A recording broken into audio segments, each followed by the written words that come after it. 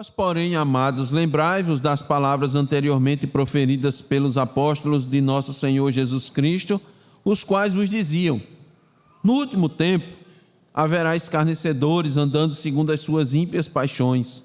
São estes os que promovem divisões sensuais, que não têm o Espírito. Vós, porém, amados, edificando-vos na vossa fé santíssima, orando no Espírito, guardai-vos no amor de Deus, esperando a misericórdia de nosso Senhor Jesus Cristo para a vida eterna. E compadecei-vos de alguns que estão na dúvida, salvai-os, arrebatando-os do fogo. Quanto a outros, sede também compassivos em temor, detestando até a roupa contaminada pela carne. Ora, aquele que é poderoso para vos guardar de tropeços e para vos apresentar com exultação, imaculados diante da sua glória, ao único Deus, nosso Salvador, mediante Jesus Cristo, Senhor nosso, glória, majestade, império e soberania, antes de todas as eras, e agora e por todos os séculos. Amém. Oremos. Te pedimos, meu Deus, mais uma vez, na tua graça, Senhor, o teu favor sobre nós. Diante, ó Deus, das palavras da tua lei, teu evangelho, que agora lidas, ó Deus, que foi lida e precisa ser, Senhor, ensinada, precisa ser aplicada, precisa ser compreendida, Senhor. Que o teu Espírito esteja conosco, nos guiando, Senhor, nos conduzindo, para que nada falemos, Senhor, senão vindo da tua parte, Senhor. Guia-nos, guia o teu povo também, Senhor, para ouvir. Ouvir, Senhor. Ouvir, compreender, guardar tudo aquilo, ó Deus, que o Senhor há de falar, há de expor. Coloca temor no coração, coloca, Senhor, ó Deus, compreensão. Coloca, Senhor, humildade. Porque a tua palavra, ó Deus, ela vai de encontro à nossa soberba, aos nossos pressupostos, aquilo que achamos que sabemos, pensamos que aprendemos. Ah, Senhor, o engano da carne. Tua palavra também confronta, Senhor, as nossas misérias, os nossos vícios. Então, sê conosco, Senhor, com os ouvintes, para que o teu nome seja bendito, ó Senhor. Assiste-nos, ó Deus, em tudo, nós te pedimos no nome de Jesus. Amém. Irmãos, o título do sermão é Protegendo-se da Apostasia, parte 2, a parte final. Com este sermão nós pretendemos concluir a epístola de Judas. Pequena, mas uma carta que alerta os cristãos quanto aos perigos da apostasia. E essa carta é interessante, primeiro para os irmãos verem como o Espírito Santo dirige, né? Como o Espírito Santo conduz os seus servos para falar, para dizer aquilo que é da sua vontade. O próprio Judas diz, irmãos, no início da carta que estava pensando em escrever aos irmãos sobre a salvação.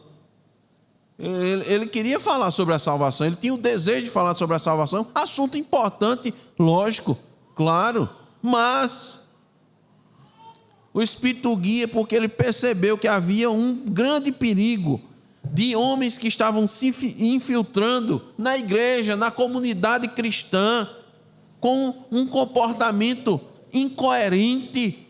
Eles se diziam cristãos, mas seu comportamento era imoral. Traziam doutrinas estranhas aos ensinos apostólicos. Então Judas disse: olha o perigo. Então ele muda a temática da sua carta e começa a abordar esse assunto, inclusive chamando esses homens de sonhadores alucinados, pessoas que estavam vivendo em outro mundo, outro planeta. Isso não é esse aqui, não. Vocês estão dizendo que fazem parte do reino de Deus? Estão dentro da igreja? Estão ensinando, defendendo essas coisas? Isso aí você está sonhando. E ele identificou também que eram pessoas rebeldes. Eles não se quedavam, não se dobravam às autoridades da igreja, aos ministros. Eles não se curvavam ao ensino dos apóstolos. Eles eram inclusive maledicentes, falavam mal. E na igreja estavam causando divisões. Se intrometiam nas festas da igreja, mas apenas com o interesse de satisfazer suas vontades carnais. Estavam se aproveitando dos crentes. E Judas diz: meus irmãos, olha, eu quero lembrar a vocês que os apóstolos já falavam a respeito desse tipo de pessoas. Então, olha, fortaleçam sua fé. Agora, irmãos, no final dessa carta, Judas vai fazer exortações. Ele muda o que a gente... é o que nós chamamos de mudar o foco. Ele saudou os irmãos, chamou os irmãos para lutar pela igreja e começou a trazer a sua abordagem focando inicialmente os apóstatas, mostrando como eram, dando suas características, seu modus operandi, como é que eles agiam, o que é que eles faziam, qual era seu interesse. Abriu os olhos dos irmãos. Só que agora ele se volta para os próprios crentes. Observe, os irmãos, que o versículo 17 e o versículo 20 traz claramente esse novo foco. Ele diz: vós, porém, amados. Então ele está redirecionando. Porque qual é o seu interesse? Ele quer, no final da carta, trazer as últimas orientações, as últimas exortações para aqueles irmãos quanto a essa temática. Qual era o objetivo dele com essas exortações? Para que os irmãos se protegessem. Ele disse: olha, agora vocês já identificaram, ou melhor dizendo, agora vocês já têm condições de identificar os apóstatas. Agora eu quero que vocês atentem para vocês mesmos e olhem para essas exortações para que vocês se protejam da apostasia, ou se protejam deles. No primeiro sermão, irmãos, mostramos as duas primeiras lições trazidas por essas exortações. A primeira lição foi: irmãos, vocês vão se proteger dos apóstatas, vocês vão se proteger da apostasia, à medida que vocês ficarem se lembrando dos ensinos que estão na palavra de Deus. Vocês têm que levar em conta todas as palavras proferidas na palavra de Deus. Todas elas. Em especial o ensino dos apóstolos. Mas você tem que considerar toda a Escritura. Lembra que o apóstolo Pedro citou também isso? Ele disse: os profetas ensinaram, o que os apóstolos ensinaram. Tudo isso é palavra de Deus. Nós lemos, irmãos, o Antigo e o Novo Testamento. Tudo é palavra de Deus. Tudo é a palavra de Deus. Tudo traz ensinos. Todas elas trazem princípios. Todas elas mostram como Deus agia, quem Deus era. Mostrava o seu povo, mostrava a santidade de Deus. Então considere tudo isso. Olha, não pegue só textos isolados. Cuidado. Isso é um alerta muito grande. Considere tudo que foi dito.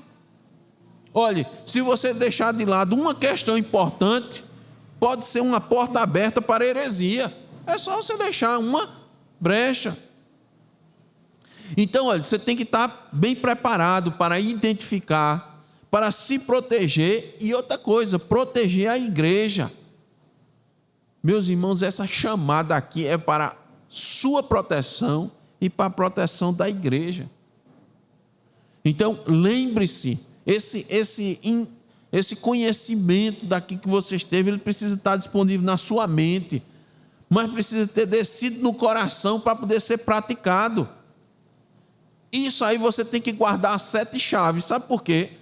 Porque pode ser substituído por uma heresia muito rapidamente. É só você dar a brecha. Ora, irmãos, a igreja brasileira é um grande exemplo disso. A igreja americana, irmãos, cristã americana, da qual nós recebemos uma herança, é exemplo disso. Foram abrindo brechas.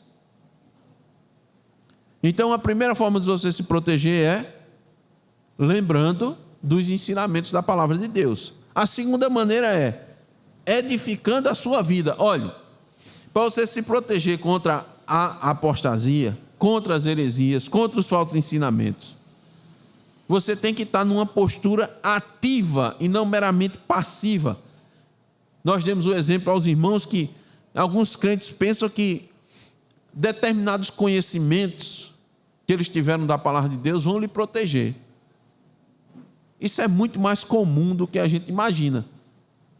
O crente aprende verdades essenciais da fé cristã, se encanta com aquilo dali e diz: rapaz, é verdade, isso aqui, olha, pronto, estou aqui firme, tá?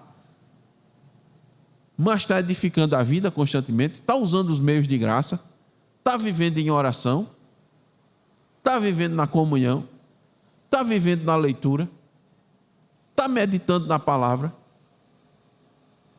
não é de dia e de noite, não. Então você não pense aí que esse conhecimento que você tem vai perdurar para todo sempre, não. Isso não é um escudo de força, não, invisível, de forma nenhuma.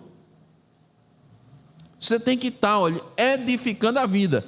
E aí Judas traz 4 virtudes nas quais a gente deve se edificar. A primeira delas é edificar na fé.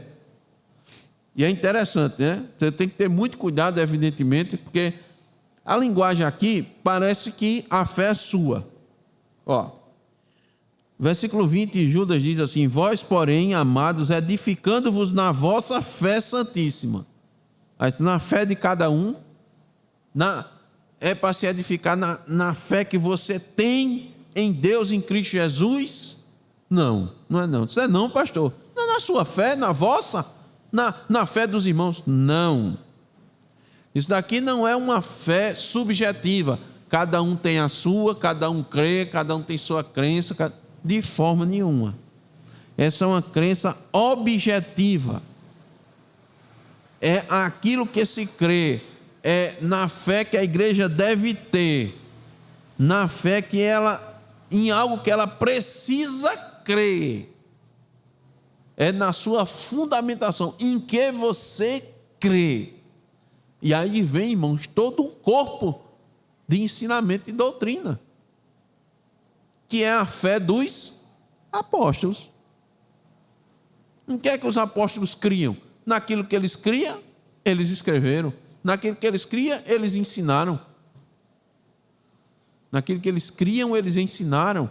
Eles instruíram a igreja. Deus deixou escrito, é nessa fé. Você tem que se edificar nessa fé. Crer em algo concreto. Não é algo subjetivo. Essa coisa de subjetividade, de misticismo, é ótimo para os apóstatas, é ótimo para os hereges. É isso que eles defendem, que os gnósticos defendem. Uma fé mística, uma crença, um conhecimento elevado, que só determinadas pessoas têm, assim que você tem que chegar num nível e o que é isso? Naquilo que a gente crê, está escrito na palavra de Deus. Repetimos aquele versículo, que são instruções que o apóstolo Paulo deu a Timóteo, que diz: toda palavra é útil para o ensino, para a correção, para a educação na justiça, a fim de que o homem de Deus seja perfeito e perfeitamente preparado para toda boa obra. A Escritura, sim. Depois de se edificar na fé, ele deve se edificar na oração. Porque, irmãos, a oração é algo que contrasta com os apóstatas. Por quê? Judas diz que os apóstatas são arrogantes, presunçosos, confiam no seu conhecimento. confiam nas revelações que tem. O crente, ao contrário, ele ora continuamente no Espírito, porque sabe que ele depende totalmente de Deus. Então ele ora. A Bíblia diz que o Espírito toma as nossas orações, nos conduz, porque nós não sabemos orar como convém. Então, um estudioso da palavra diz que o Espírito pega as nossas orações imperfeitas, as aperfeiçoa e as apresenta a Deus. Então, é uma dependência total. Você tem que se edificar na oração, ou seja, ter uma vida de oração, ter uma vida de dependência, ficar pedindo: Senhor, Senhor, graças te dou pelo que o Senhor já me deu, mas eu preciso mais, eu preciso da tua direção, preciso da tua graça, do teu favor, preciso da tua correção. E vai se edificando na oração, depois se edificando no amor. Com base em quê? No amor de Deus para com você. Porque tudo, a referência principal tem que ser Deus. As coisas têm que partir primeiro de Deus. Então você olha para o amor de Deus. Tanto é que a Bíblia diz: nós o amamos porque Ele nos amou primeiro. Então começa dele. Eu olho para o amor dele. Eu olho para esse amor que nos constrange, e o amo mais. Aí como é que eu amo a Deus? A Bíblia diz: aquele que me ama, guarda os meus mandamentos. Então o que é amar a Deus? É amar seus ensinos, amar sua palavra, curvar-se diante da sua vontade revelada. Isso é que vai proteger o crente. Isso vai proteger o cristão dos falsos ensinos. Porque, irmãos, vai haver momentos decisivos na vida de cada um dos irmãos de forma individual. Vai ter momentos decisivos na vida da igreja, incertezas, dificuldades, tentações, que pode levar o crente a duvidar desse amor e ele ficar vulnerável. Então você se edifica nesse amor, você confia nesse amor. Como Jó, que passou por grande dificuldade e não duvidou de Deus, não duvidou do amor de Deus. Naqueles primeiros momentos da sua vida, disse: o Senhor me deu os bens, não vai me dar o mal? Eu amo a Deus. Eu amo a Deus pelo que Deus é e não pelo que Deus me dá, me concede. E por fim, irmãos, Judas nos diz que devemos nos edificar na esperança. Que esperança? A firme esperança na vida eterna. O crente, irmãos, almeja isso, o ímpio não. Por que o ímpio não? Porque o ímpio sabe que no momento da vida eterna, nesse dia vai ter juízo.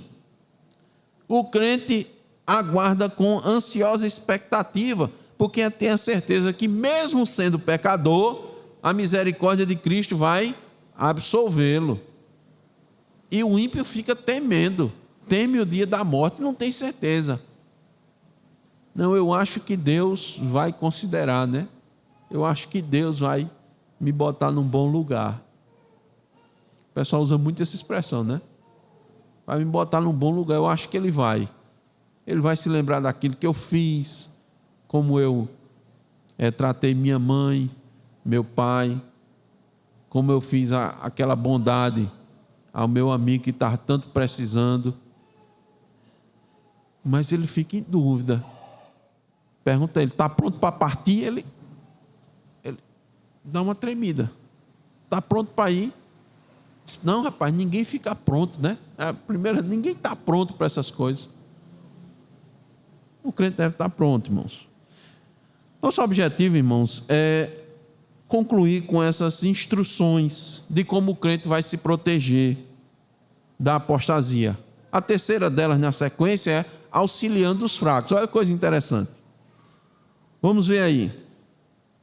Versículo 22. E compadecei-vos de alguns que estão na dúvida.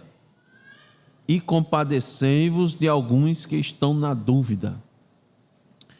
Irmãos, o crente, ele precisa sempre lembrar que faz parte de um corpo. Você sempre tem que lembrar disso. Você não pode esquecer, não. Do mesmo jeito que você olha para o seu corpo e não pode esquecer que sua mão faz parte do seu corpo. Você lembra disso, não lembra? Que seu dedo, sua unha, seu pé, sua perna, você diz como é meu dedo, né? É minha mão, é minha orelha, é meu nariz. Do mesmo jeito, irmãos, é entender que o seu irmão faz parte do corpo, é integrante do corpo a qual você também é constituído. Então, essa noção não pode fugir da mente dos membros da igreja. Principalmente, não esquecer que eles fazem parte desse corpo só pela graça. Você não faz parte desse corpo por mérito. Você não mereceu. Você não merece fazer parte desse corpo. Tudo isso, irmãos, vai contribuir para se proteger da apostasia, porque você vai auxiliar o que está mais fraco. O crente, ele precisa abranger a sua compreensão, inclusive de misericórdia, porque ele foi alvo de misericórdia. Ele só está nesse corpo por causa da misericórdia. Então ele tem que ser compassivo, misericordioso, como nós vimos lá no texto que colocamos na devocional, né? Em 1 Tessalonicenses 5,14. Muito adequado para esse momento, quando diz: exortamos-vos também, irmãos, a que admoesteis os insubmissos, consoleis os desanimados, ampareis os fracos e sejais longânuos para com todos. Você tem que ter longanimidades. Não, eu vou ser longano mais aqui com fulaninho, está sempre comigo, sempre me ajudando, sempre do meu lado, eu vou ser longano. Mas agora o outro é mais distante, longano para com todos. Então, uma forma de você se proteger e proteger a igreja é amparando os fracos. Seja longano para com todos. Você tem até que ter misericórdia, evidentemente, do incrédulo que está sendo arrastado para as garras dos apóstatas. Você tomar conhecimento, você vai lá, pregue para ele. Mas, evidentemente, irmãos, o foco aqui de Judas está nos cristãos mais fracos. E há muito fraco, irmão, dentro da igreja. Há muita gente que pensa que é forte, mas é fraco. Tem muita gente. E é de dar realmente compaixão. Precisa se compadecer. E, de novo, precisa se lembrar da misericórdia de Cristo que nos alcançou. Há uma passagem bem conhecida que destaca como Cristo foi misericordioso para com um dos seus apóstolos. Aquele mais destacado. Mas tem muito Pedro dentro da igreja. Tem muito apóstolo Pedro dentro da igreja. Cristo disse: Simão, Simão, Satanás vos reclamou para vos peneirar. Eu, porém, roguei por ti, eu tive compaixão, eu tive misericórdia. Eu fui lhe amparar. Eu fui lhe sustentar, senão você caía, meu querido. Não é? Aí Pedro disse: Senhor, estou pronto a ir contigo, tanto para a prisão como para a morte. Achava que era forte. Aí Cristo lhe mostrou a realidade. Não é? Disse: Pedro, eu estou dizendo para você, afirmando, eu estou afirmando, que hoje você vai me negar 3 vezes. Hoje, você pensa que é forte. Como é que a gente sabe, muitas vezes, que pode estar fraco? Quando você está com o coração com dúvidas.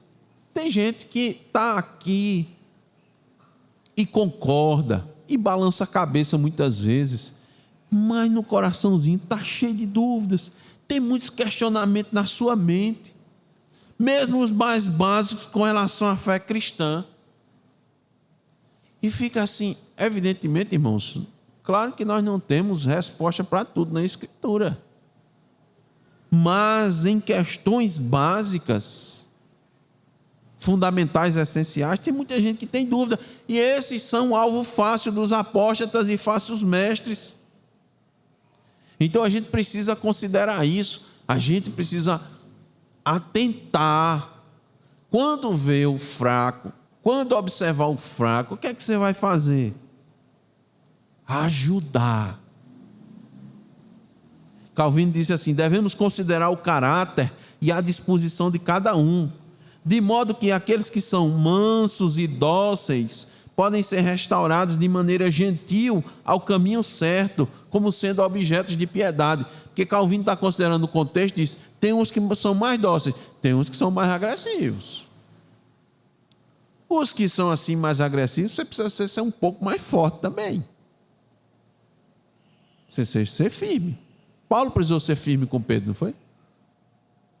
Não perdendo o amor, preste atenção, não perdendo a misericórdia, a longanimidade, para com todos sejais longânimos. A tradução da New English Bible diz assim: há certas almas em dúvida que precisam da sua piedade. E seja piedoso, viu? Seja misericordioso. Porque Tiago diz assim: o juízo será sem misericórdia para com aquele que não agiu de misericórdia, porque a misericórdia triunfa sobre o juízo. Então ajude, viu? Ajude. Instrua com piedade, com amor. Não importa o tempo que tenha de igreja. Porque tem isso também, tem gente que acha que já tem um bom tempo de igreja e aí não precisa mais de orientação. Outros têm até pouco tempo de igreja, dizem: mas olha, Deus me deu a graça, eu no instante aprendi. Foi ligeiro. Isso aqui, viu? Pode ficar tranquilo. Não tem isso. Todos precisam, em determinado momento, de ajuda. Kistemaker faz a seguinte recomendação: evite qualquer forma de crítica, mas demonstre compaixão e amor para com aqueles que vacilam. Porque é um vacilo mesmo. A chave é essa: compaixão. A chave, eu vou repetir, é compaixão para com o mais fraco. É responsabilidade de cada um. É um dever auxiliar os que estão em dúvidas. Tenha paciência, mostre-lhe os fundamentos. Por quê? Porque ele tem a tendência, ele, o irmão mais fraco, tem a tendência de receber com facilidade os ensinos errados. E ele não tem o conhecimento suficiente para combatê-los. Olha o versículo 23. Salvai-os, arrebatando-os do fogo. Esse salvai-os aí, irmãos, é a mesma coisa. A tradução é resgate-os. Aqui nós temos um grupo de pessoas que precisam de ajuda. O primeiro grupo, que nós citamos antes, que está relacionado ao versículo 22, é o grupo dos mais fracos. Os que estão em dúvidas com relação ao ensino, à doutrina, às verdades do Evangelho da graça de Deus. Agora, esses daqui já estão em outra situação. Salvai-os, arrebatando-os do fogo. Esses já estão enlaçados em circunstâncias. Entendeu? Esses podem estar em pecado ou podem estar em circunstâncias de pecado, no perigo iminente de se queimarem, de serem tragados pelo fogo. O fogo está cercando, eles estão sem alternativa. Então, aqui, o que está se pedindo é que os crentes sejam como bombeiros, que têm o dever de resgatar pessoas em perigo. Não é assim que o bombeiro tem que fazer? Normalmente os bombeiros, né, ligam logo ao fogo, né, mas evidentemente o bombeiro livra de outros tipos de perigo, outros tipos de situação, mas o mais relacionado é com fogo. Lembre-se, irmãos, os anjos foram até Sodoma para resgatar Ló e a família que precisou ser arrastado, não foi? É a mesma coisa, é o mesmo sentido. Ló, vá, ajeita as coisas. Eu vou falar aqui com a família. Olha, menino e tal, e Ló demorando, os anjos pegaram pelo braço. E puxa, senão o fogo ao fogo. Deus disse que vai mandar fogo, que vai destruir essa cidade. Você acha que tem muito tempo? Tem gente que acha que tem muito tempo ainda. Tem não. Aqui, irmão, não é que o crente tenha condições de salvar o outro. Não é isso, não. Mas nas palavras de Calvino, nós somos ministros da salvação. A Bíblia diz, nós somos embaixadores. Somos ministros da salvação. Olha, irmãos, o reino de Deus, tem muito trabalho no reino de Deus. Tem muito trabalho. São muitas as responsabilidades de um cristão verdadeiro. São muitos os deveres, as tarefas atribuídas aos membros da igreja. E Deus vai cobrar de nós a determinação necessária de salvar aqueles que estão precisando. O que você pode fazer, você sendo um agente da salvação? Fazer parte da igreja local traz muitos privilégios, né? Nós meditamos hoje pela manhã um pouquinho o privilégio de ser um membro de uma igreja local, mas à medida que tem muito privilégio, também tem responsabilidades e deveres. Ló e sua família foram salvos por um triz. Por um triz. Para algumas pessoas, irmãos, o tempo está se esgotando, pois a permanência em determinadas situações pode ser determinante entre ele perecer ou ser resgatado. Então, como o crente pode se proteger da apostasia? Primeiro, auxiliando os fracos. Eu digo a primeira na sequência de hoje, né? Na sequência anterior é a terceira. Auxiliando os fracos. Depois, sendo cauteloso consigo mesmo. Preste atenção aqui nessa parte. Versículo 23 ainda.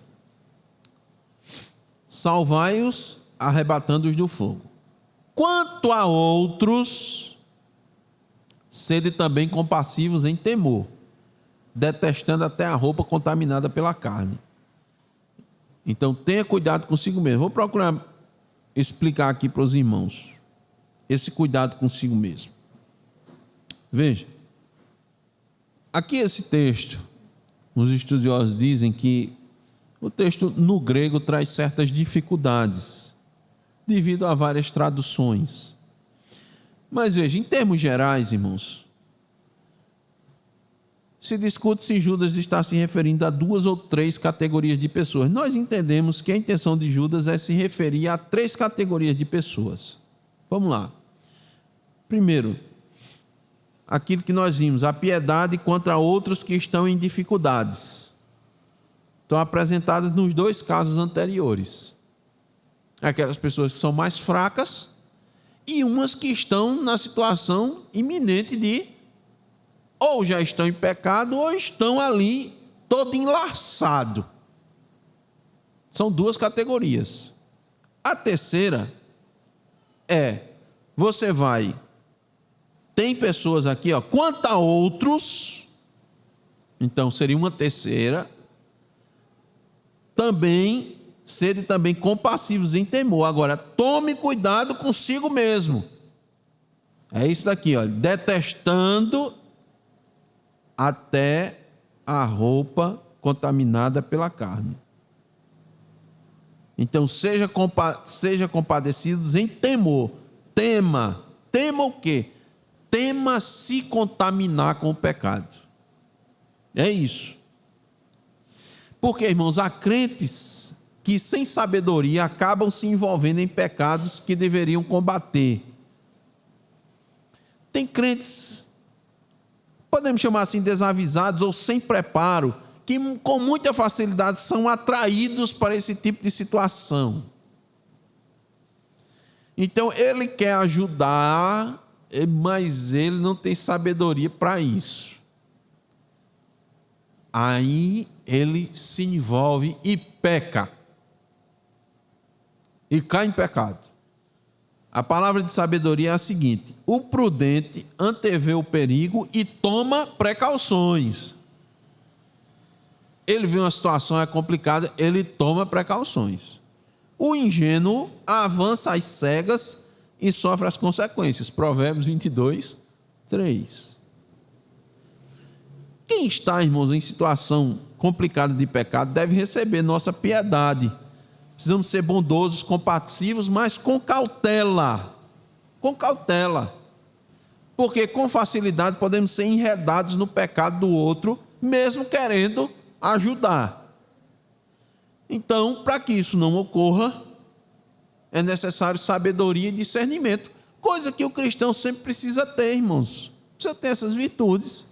Sabedoria e discernimento em todo o tempo. Então o crente precisa se compadecer do pecado do outro e tentar livrá-lo da situação, mas com firmeza do que é pecado, não concordando com o pecado e tendo cuidado para que este não o prenda, ou seja, o pecado não lhe prenda.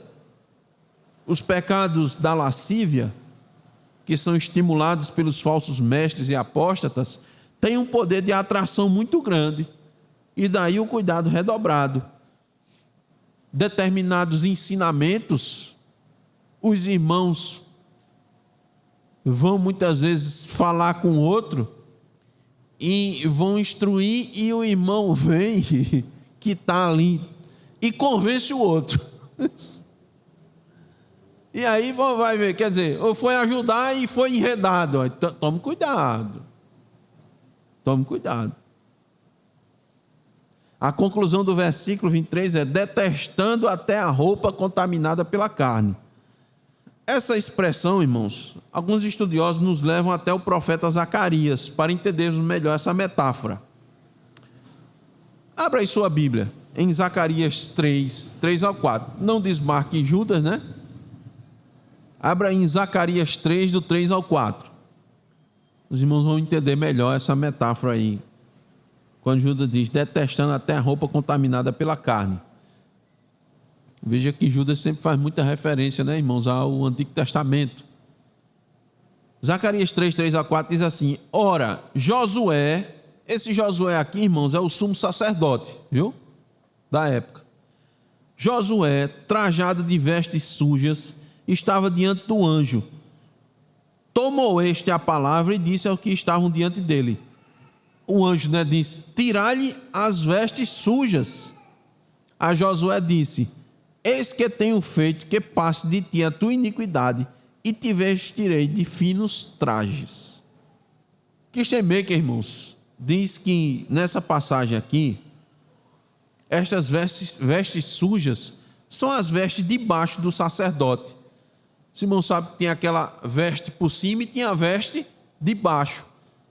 Então, essa veste de baixo do sumo sacerdote estava manchada de excremento, de fezes. Então, o que Judas está querendo dizer aqui, irmãos, é que os crentes sintam intensa aversão e evitem qualquer contato com o pecado, de modo que ele não os contamine. Eu pergunto, nós que gostamos, evidentemente, irmãos, de roupas asseadas, limpas, que reação teríamos se nossas roupas estivessem sujas com fezes? Você não teria nojo, não? Nojo, né? Correria logo para tirar, para se limpar, para tomar um banho. Todo cuidado possível para não se contaminar. Da mesma forma, aqui, Judas está dizendo: tome cuidado com qualquer que seja o pecado. Cuidado com o pecado, para você não se contaminar. Se o pecado atingir o irmão, ele pode lhe contaminar também. É isso que ele está dizendo. você não está imune a qualquer tipo de pecado. Não caia na ilusão de pensar que está protegido. O alerta é para isso. Porque para se proteger da apostasia, da contaminação dos falsos ensinos, a cautela é essencial. Irmãos, falsos mestres e apóstatas sabem como conduzir com facilidade outras pessoas ao erro, sejam experientes ou neófitos. Eles têm determinação, eles são obstinados, já experimentaram do pecado, sabem como seduzir, mostrar o lado doce da transgressão que agrada a carne. Lembre-se disso, esses pecados, eles agradam a carne. O que é que você tem que fazer? Tome cuidado consigo mesmo. Para se contaminar é fácil. Para se sujar é fácil, difícil é se limpar, é manter-se limpo. Então, como o crente pode se proteger da apostasia? Auxiliando os fracos, sendo cauteloso consigo mesmo e, por último, irmãos, glorificando a Cristo. Observe, versículos 24 e 25. Ora, aquele que é poderoso para vos guardar de tropeços e para vos apresentar com exultação imaculados diante da sua glória, o único Deus, nosso Salvador, mediante Jesus Cristo, Senhor nosso, glória, majestade, império e soberania, antes de todas as eras e agora e por todos os séculos. Amém. Como é que Judas conclui essa epístola? Com uma doxologia. E isso, irmãos, nos mostra, em última instância, como nos proteger da apostasia. Sim, sabe por quê, irmãos? Porque quando a gente busca glorificar a Cristo, nós nos protegemos da apostasia, dos falsos mestres. É sempre buscando tributar louvor a Cristo, nosso Deus, que nós nos protegemos das investidas ardilosas dos falsos mestres. Os falsos mestres, irmãos, não desejam glorificar a Deus, desejam glorificar a si mesmos. Os falsos mestres, os apóstatas, em última instância, desprezam a Deus e sua palavra. Os cristãos verdadeiros confiam na proteção e no amor de Deus. Então eles ouvem a palavra de Deus, eles se curvam diante do que Deus está dizendo e eles buscam glorificar a Deus com isso. Veja, depois, lembrar de novo aos irmãos, de trazer a atenção dos crentes para os apóstatas, seus métodos, suas marcas, suas características e seu destino, e trazer exortações para que os crentes se protejam, Judas dirige seu foco agora para Deus. Observem, Judas não negou o perigo que a igreja corre, não negou, e disse que ela precisava ficar atenta e batalhar pela fé. Mas deixa muito claro que os crentes podem confiar na proteção divina. Aqui, irmãos, está nos dizendo que a salvação está assegurada. Os irmãos conseguem ver isso? Ora, aquele que é poderoso para vos guardar de tropeços e para vos apresentar com exultação imaculados diante da sua glória, imaculados. Pedro também nos traz essa segurança, irmão, na sua primeira epístola. Eu quero mostrar isso para os irmãos, a harmonia, como sempre. Lá em 1 de Pedro 1, do 3 ao 5, diz: Bendito Deus e Pai de nosso Senhor Jesus Cristo, que segundo a sua muita misericórdia, nos regenerou para uma viva esperança, mediante a ressurreição de Jesus Cristo dentre os mortos, para uma herança incorruptível, sem mácula. É a mesma linguagem aqui de Judas. Imarcessível, que não vai murchar. Reservada nos céus, já está preparado. Jesus Cristo disse aos seus apóstolos: eu vou preparar-vos Lugar, irmão, Cristo garantiu o lugar lá, alguém vai tomar o lugar. Me diga, esse lugar que Cristo disse que eu vou preparar lugar para você, porventura Cristo vai errar? Ele é, porventura, algum tipo aquele profissional que trabalha com casa para alugar, para vender. Ele é algum tipo de corretor que vai voltar com sua palavra, que não vai cumprir sua palavra. Vou preparar-vos lugar aqui, olha, reservado nos céus para vós outros. E vocês, olha, Pedro diz, são guardados pelo poder de Deus, mediante a fé, para a salvação preparada para revelar-se no último tempo. Está garantido. Quem garante você? É você mesmo? Não, é o poder de Deus. Você é guardado pelo poder de Deus. Porque se tivesse na sua mão, você estava perdido. Ficou na mão de Adão, um ser perfeito, e ele fraquejou. Imagine na mão de você, o pecador. Se tiver na sua mão, está perdido. Mas aqui está guardado. Judas traz isso, traz essa mensagem. Assim como o apóstolo Paulo que diz, porque sei em quem tenho crido, e eu estou certo em que ele é poderoso para guardar o meu depósito até aquele dia, 2 Timóteo 1,12b. Estou certo. Então a confiança em Deus, irmãos, cientes, olha, preste bem atenção nisso aqui. Isso é importante demais. A confiança em Deus, mas ciente dos perigos de caírem em tentação e serem atacados pelo pecado, garante proteção contra a apostasia. Aqui nós temos a soberania de Deus e a responsabilidade humana mais uma vez, andando juntas, sem serem opostas. Comentando esse texto, Kistemaker nos lembra uma coisa muito importante. Deus protegeu o justo Noé e sua família das águas do dilúvio, não foi? Mas quem foi que construiu a arca? Noé. Ele disse, eu vou lhe proteger, agora construa a arca. E mais, eu digo mais, Noé pregou durante 120 anos. A gente precisa considerar, irmão, que esta pregação não foi só direcionada para os incrédulos, mas a pregação serviu para Noé, para si mesmo e sua família. Imagine, não seria este um dos meios que fez com que Noé pudesse ficar firme de um ataque de incredulidade? Ele pregando, ele pregando, ele pregando. Então, irmãos, olha, atente bem para isso. Deus nos concede os meios. E nós não devemos jamais renunciar a qualquer um desses meios. No livro O Peregrino, John Bunyan nos apresentou diversas situações de armadilhas, perigos, inimigos que surgem no caminho do crente até o céu.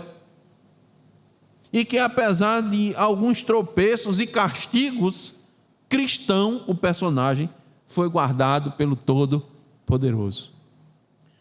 Finalzinho do versículo 24. Ora, aquele que é poderoso para vos guardar de tropeço e para vos apresentar com exultação imaculados diante da sua glória. Somente por meio da obra de Cristo, Deus há de nos apresentar imaculados. É imaculado, sem mancha, sem culpa, sem pecado. Na sua presença gloriosa. E nisso, irmão, nós não temos nenhuma participação. E isso é que vai ser motivo de maior exultação, de glória, de alegria. Os crentes verdadeiros vão se alegrar ainda mais, porque sua compreensão irá se expandir da obra maravilhosa que Deus operou nas suas vidas. Eles vão ver só por Deus, só por Deus, só por Deus. Versículo 25. A único Deus, nosso Salvador, mediante Jesus Cristo, Senhor nosso, glória, majestade, império e soberania, antes de todas as eras e agora e por todos os séculos. Amém. Como é que o cristão vai se proteger contra a apostasia? Buscando a glória de Deus. Buscando a glória de Deus aqui na terra. Isso vai nos fazer livres dos falsos mestres, das suas doutrinas nefastas, ou livre no sentido de proteção, irmão. Você livre, a igreja não vai estar nunca. Sempre vai haver investidas. E por que isso nos protege? Porque qualquer ensino, qualquer doutrina que não levar à glória de Deus, vai ser rejeitada. Se você vê um ensino, uma doutrina que não glorifica a Deus, você vai dizer: maldita, anátema. Anátema esse ensinamento. Não glorifica a Deus, glorifica o homem, enaltece o homem. Então, nessa passagem, irmãos, nós encontramos o solidio glória. Nós encontramos a deidade de Cristo, tendo Deus como nosso Salvador, porque a glória é devida unicamente a Deus. Ele é o Senhor da história, que antes de todas as eras comanda o mundo, tendo como fio condutor a história da salvação do seu povo, e isso por meio de Cristo Jesus, o seu Filho. Não há como entendermos a grandeza de Deus em seus atos portentosos, atos maravilhosos. Sua autoridade, seu poder, sua majestade são indiscutíveis e deve ser motivo de louvor. Não tem como a gente abarcar na nossa mente, não. O que é que você faz? Faz como Judas aqui, irmãos.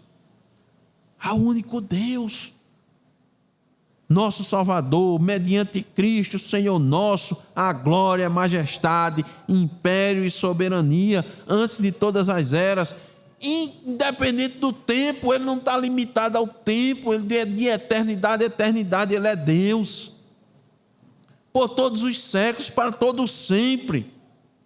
Tudo isso, irmãos, é direcionado ao seu povo. Apesar dos perigos, dos inimigos, apesar do nosso pecado, de tudo, Judas está dizendo: o Senhor reina. Confie nisso. Busque dar glória a Deus. Confie nessa palavra. Você vai estar protegido.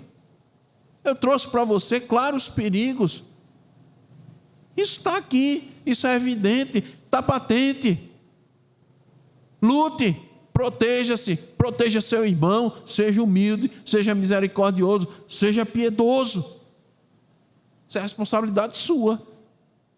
Mas independente de você, independente de qualquer coisa, o Senhor reina. Ele salvou o seu povo. Ele vai preservar o seu povo até recebê-lo na sua glória. E outra coisa, você vai participar dessa glória com Cristo e em Cristo. E lógico, para todos sempre. Esse Deus grandioso vai receber dos seus filhos, dos anjos e de toda a criação restaurada os louvores por toda a eternidade. Creia nisso. A sua vida seja direcionada nesse caminho. Portanto, quer comais, quer bebais ou façais qualquer outra coisa, fazem tudo para a glória de Deus. Faça isso e você vai se proteger. Suas atitudes dentro da igreja, sendo para a glória de Deus, você vai proteger sua igreja, vai proteger seu irmão. Você vai lutar e você não vai permitir que o inimigo traga divisões, que o inimigo influencie. Quando você buscar a glória de Deus, subjugue sua vontade, sua inclinação, subjugue seu coração à glória de Deus. Esse é o remédio. Certamente isso há de nos dar a garantia que a palavra de Deus nos mostra, a garantia da proteção, do cuidado e no fim, irmãos, da glorificação, que é o que nós desejamos e almejamos, que, como dissemos, irmãos, o problema da nossa alma foi resolvido, mas o do corpo ainda aguarda a glorificação. Que Deus nos abençoe. Amém.